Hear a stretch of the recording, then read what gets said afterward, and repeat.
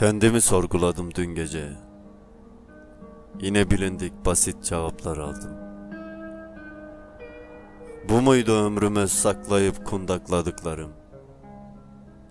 Bu muydu kendimi Nuh'un gemisinde sanıp karanlığını bilmediğim denizlere atıldığım?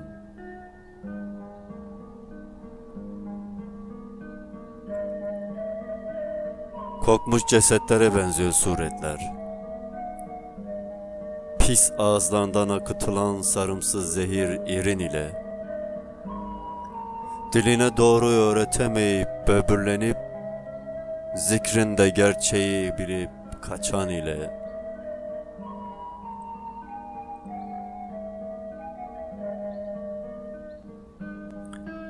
artık önemsemiyorum yanı başımda duran adamsızlıkları. Artık irdelemiyorum sağıma üfleyip solumdan tükürdüklerimi. Mavi bir ölüm peydahlıyorum katran ziyaretlerde. İsminden başka bilmediğim bir yol ile.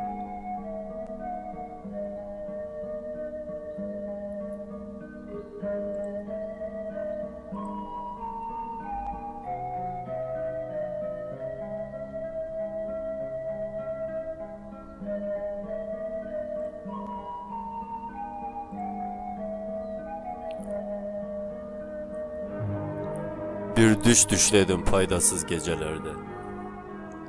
Kavak ağacında mor soğanlar hayli irice.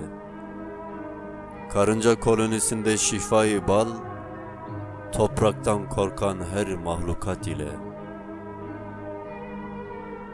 Kibirli bir tavşanın havucu reddetmesi, pelerinli bir aslanın cami avlusunda dilenmesi, ayağı taşa takılmış koca bir filin inlemesi, acayip gelmiyor artık üstü kapalı gerçeklerin. Karmaşık duygulardayım bu gece.